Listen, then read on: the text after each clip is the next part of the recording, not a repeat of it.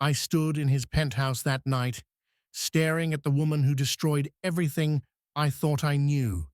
She wasn't his mistress. She wasn't some random affair. She was his intern, and the baby she was holding had his eyes. The worst part? I'd hired her myself. 6 months ago, I brought her into our company, into our lives, thinking I was mentoring her, thinking I was helping a young woman get ahead in the world. I had no idea she was hiding his child from him, from us. And when I found out the truth, it didn't just break my heart. It shattered everything I thought I was building. But let me take you back to the beginning, before the lies, before the empire, before I became the woman who trusted a billionaire with her entire life. My name is irrelevant now, but back then, I was just another girl trying to survive in a city that ate people like me for breakfast. I was 28, single, living paycheck to paycheck in a studio apartment in Brooklyn that cost more than it was worth. I worked as a mid-level marketing manager at a tech startup that was always 3 months from bankruptcy. I wasn't chasing wealth. I was chasing stability, security, the kind of life where I didn't wake up every morning wondering if I'd still have a job by Friday. My parents had lost everything in 2008. I watched my father, a man who built a small construction business with his bare hands, lose it all. I watched my mother work 3 jobs just to keep the lights on. I promised myself I'd never be vulnerable like that. I'd never let money control my life. But money has a way of finding you when you're not looking. It started with a message. James Castellano, billionaire, tech mogul, venture capitalist, owner of Castellano Industries, an empire built on AI, real estate, and investments that turned startups into unicorns overnight. He'd seen my work, a campaign I'd run that went viral, 3 million impressions on a budget of $20,000. He sent me one line. Impressive work. Let's talk. JC. I almost didn't respond. Guys like him didn't message girls like me unless they wanted something.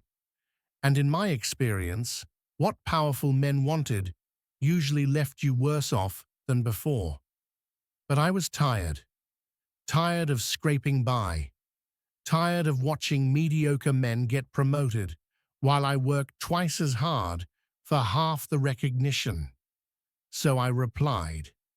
3 days later, I was sitting in the lobby of his midtown office, wearing my best blazer, the one I'd bought on sale 2 years ago, wondering what the hell I was doing. James Castellano was even more intimidating in person. 6'2", dark hair with gray at the temples, a jawline that could cut glass. He wore a navy Tom Ford suit like it was a second skin. And when he turned to look at me, I felt my entire body freeze. "You're late," he said. I checked my watch. By 30 seconds.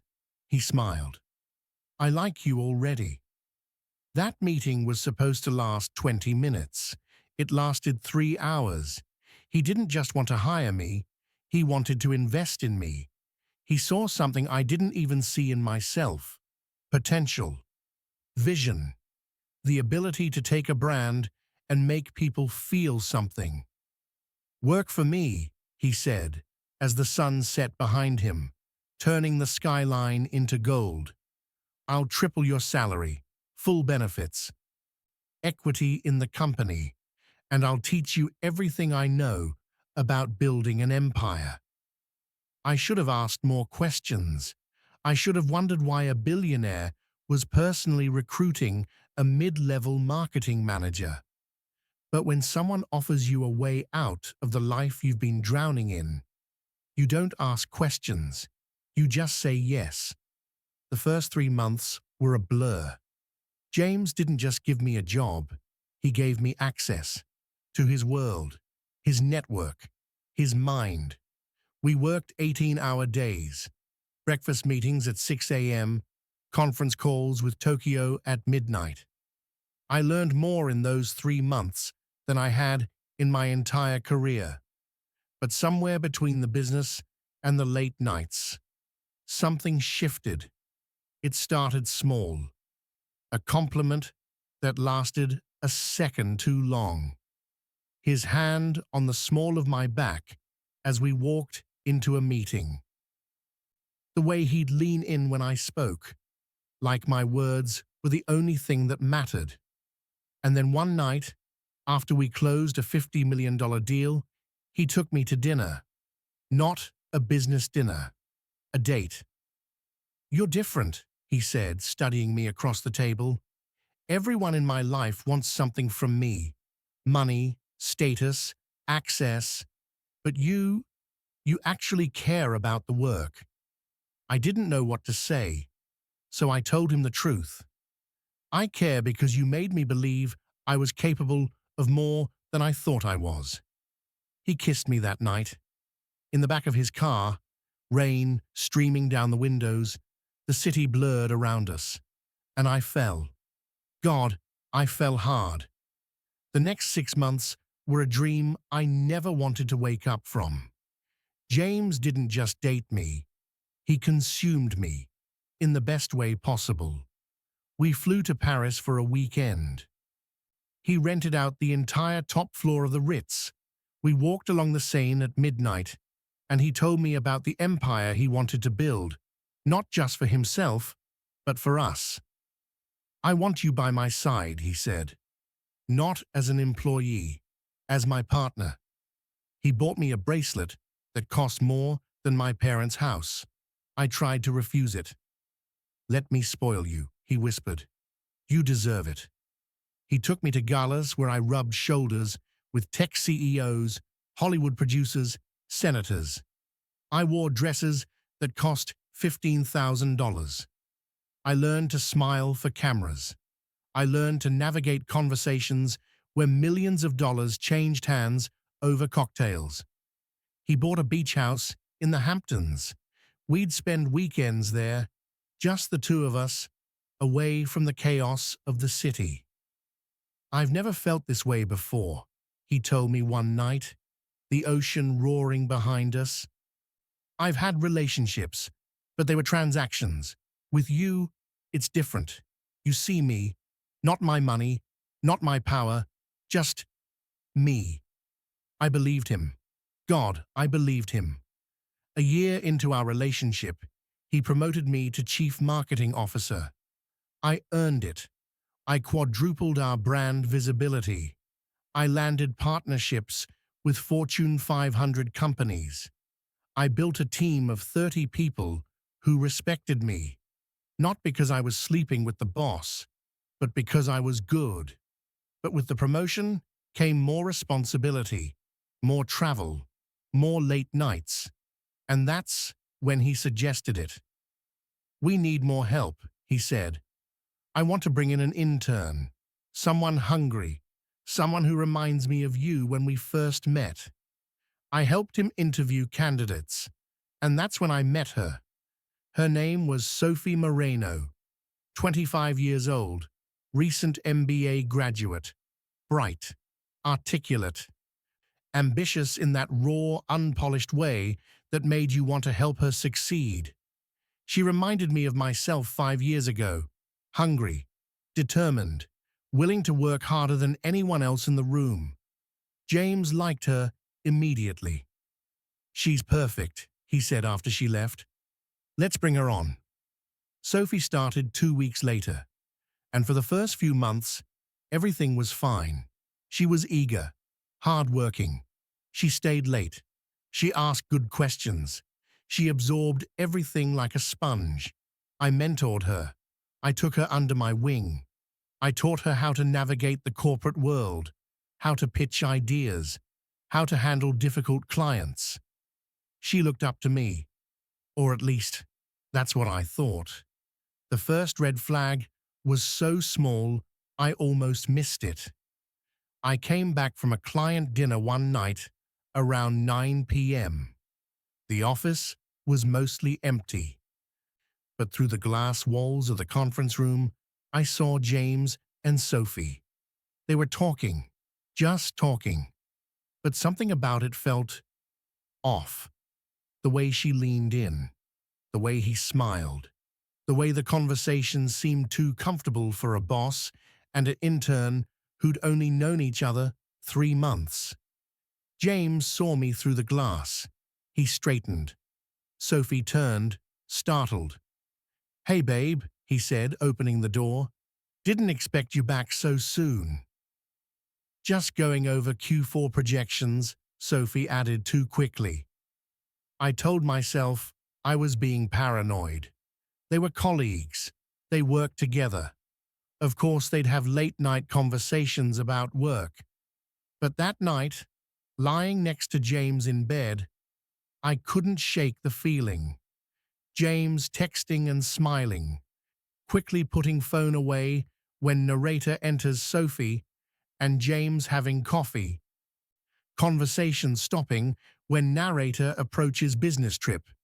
James takes without narrator. "You should stay. Handle the Bergman account." Sophie calling in sick. Same days James is out of office.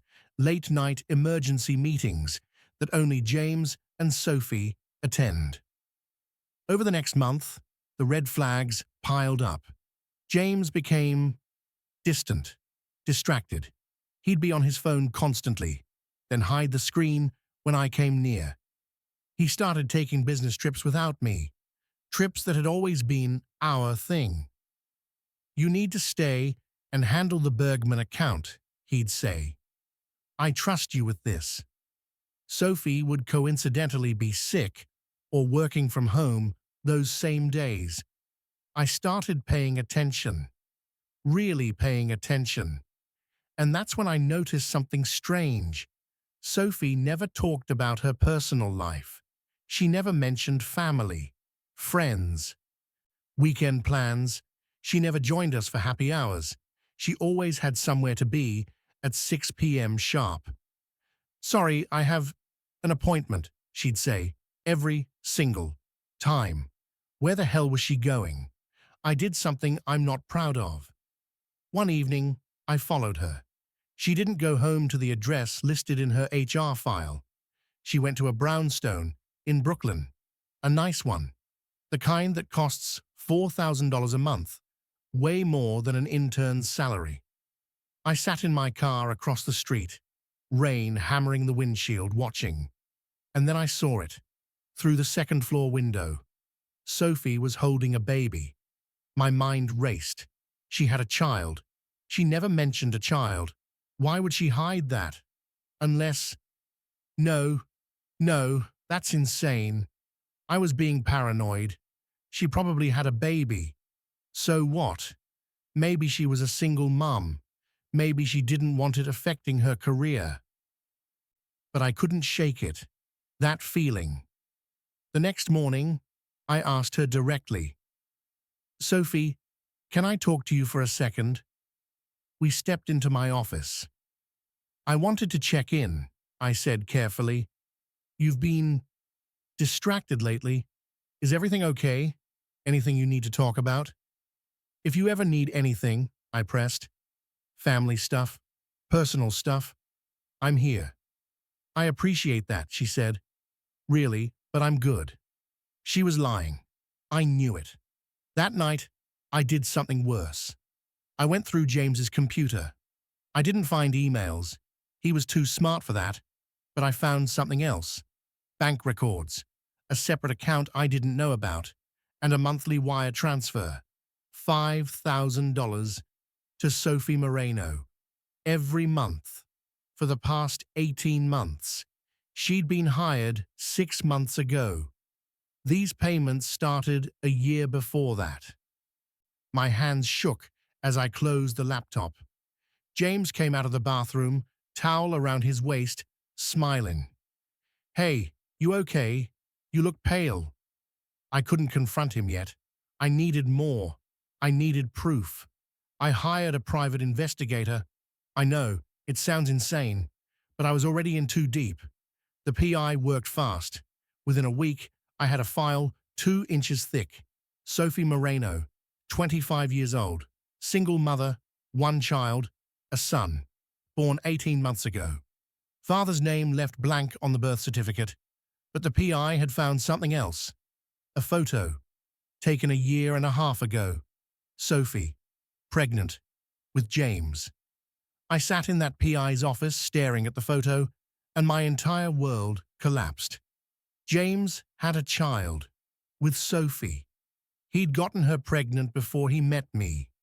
And when I fell in love with him, when I built a life with him, when I believed his promises, she was out there, raising his child, alone, until 6 months ago, when I hired her. Did he plan this? Did he manipulate me into bringing her into our company? Oh my God. He wanted her close. He wanted his child's mother close. But he didn't want me to know. There's more, the PI said quietly. I managed to get a DNA sample from the child, from a cup at a park, and I cross-referenced it with genetic data from a medical database your boyfriend used last year for an executive health screening. It's his kid, no question. I went home and waited. James came back from dinner with investors at 11 p.m. What's wrong? I threw the photo at his chest. How long were you going to lie to me? He stared at the photo. His face went white. And in that moment, I knew. Everything was true. Let me explain. Explain? My voice cracked. You have a child, with our intern, the woman I hired, the woman I mentored. It's complicated. Complicated? I laughed, hysterical. You've been paying her $5,000 a month for 18 months. You've been lying to me for our entire relationship. What exactly is complicated about that? He didn't deny it. He just stood there. And that's when I knew. She didn't know, did she? When you hired her, Sophie didn't know I was your girlfriend. You kept us separate. You made sure we never crossed paths until you were ready. When? I screamed. When were you going to tell me you have a son? I was afraid I'd lose you. I walked out. I didn't pack. I didn't scream anymore. I just left. I drove to that brownstone in Brooklyn, and I knocked on her door. She knew why I was there. Can I come in? We sat across from each other in her small living room. The baby, his baby, was asleep upstairs. How long have you known? I asked. She took a shaky breath. I found out 3 months ago. I saw you two at a restaurant. Through the window. I was walking by with Ethan. That's my son. And I saw you. Kissing him. I didn't know he was with someone. He told me you were a business partner. That you were professional. That's it. I was pregnant, Sophie said, voice breaking. I was 23. I thought he loved me. He said he wanted to be a father. And then I had Ethan. And he disappeared. For 6 months, I didn't hear from him. No calls, no visits, nothing. Just money, every month. Like I was payroll. She wiped her eyes. Then he called, out of nowhere, said he had a job opportunity. A way for me to support Ethan better. A career. I thought he was finally stepping up, being a father, supporting us. I didn't realize he was just bringing me closer so he could control the situation, keep his secret. We talked until dawn, and I realized something horrifying. Sophie wasn't the villain. She was a victim, just like me. He'd used us both, manipulated us both, kept us separate so we'd never compare stories, never realize the truth. Can I meet him? I asked quietly. She brought him downstairs. Ethan. Dark curls, chubby cheeks, and eyes that were unmistakably his. He was beautiful, and he was innocent. He deserves better than this, I said. We both deserve better than this. And that's when I realized I wasn't going to just walk away. I was going to burn his empire down. Sophie and I went to a lawyer together. We brought everything: bank records, DNA tests, photos, emails. This is a clear case of fraud, manipulation, and potentially child abandonment, the lawyer said. You have grounds for multiple lawsuits, civil, family court, and given his position, this will be very public. But before we could file anything, James found out. He called me 73 times that day. Then he showed up. He showed up at Sophie's door at 2 a.m. "Open the door," he shouted. "Please, let me explain." We called the police. He wasn't arrested, but he was warned. "Stay away," the officer said, "or next time it's a restraining order." By morning, the story had leaked. Not to the press, yet, but to the board. Someone on the inside, maybe an assistant, maybe a rival, had tipped them off. "Is it true?" the chairman asked. The board demanded his resignation. James refused. "This is my company. I built this." Within 48 hours, 3 major investors pulled out. The press got the story, and it exploded.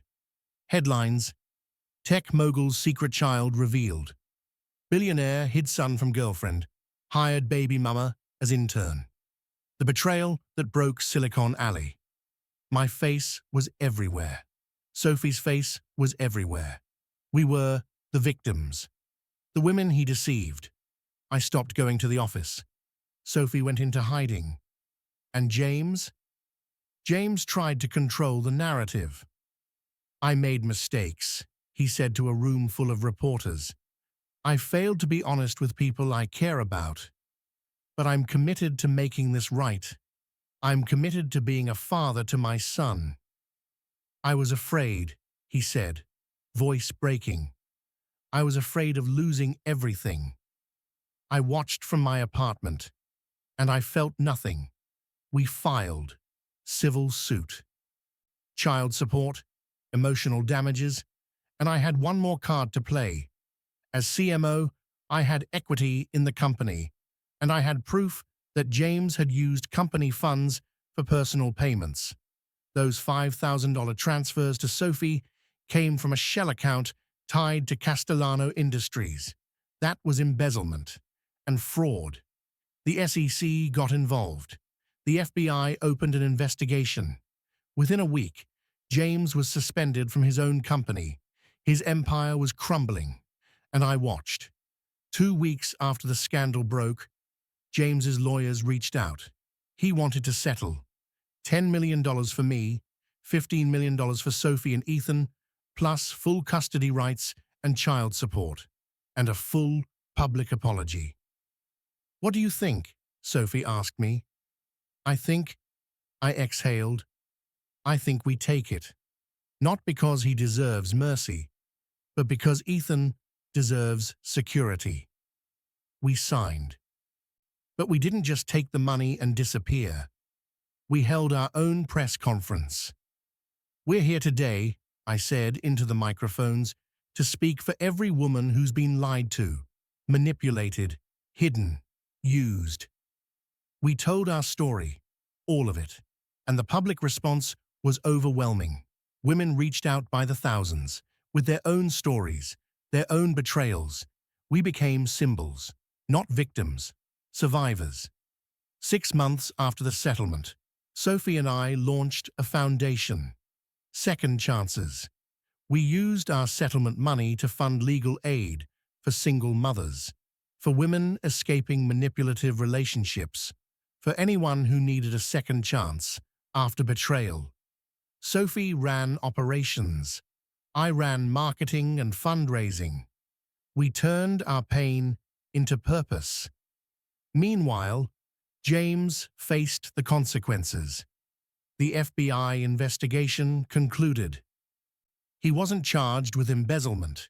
His lawyers managed to argue technicalities, but he paid millions in fines, lost his CEO position permanently, lost board seats in 3 other companies.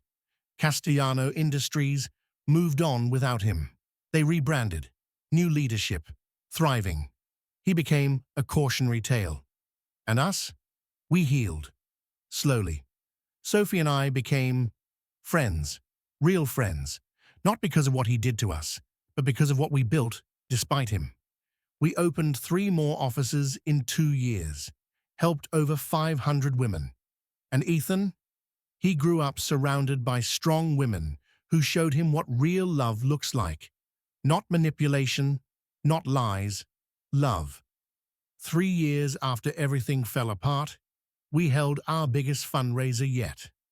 $5 million raised in one night. I was on stage giving the closing speech when I saw him, James, in the back of the room.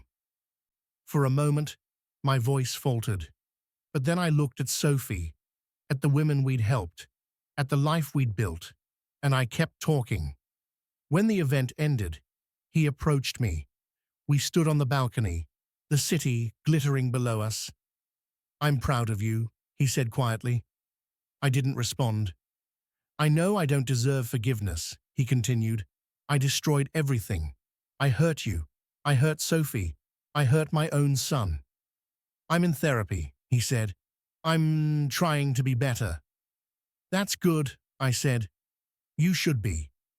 "Do you ever think," he started, "do you ever think we could—" "No," I cut him off. "You don't get to come back, James. You don't get redemption by showing up at a gala and saying you're sorry. You destroyed lives. You manipulated people who loved you. And the only reason you're trying to be better now is because you got caught. So no. There's no we. There never will be again.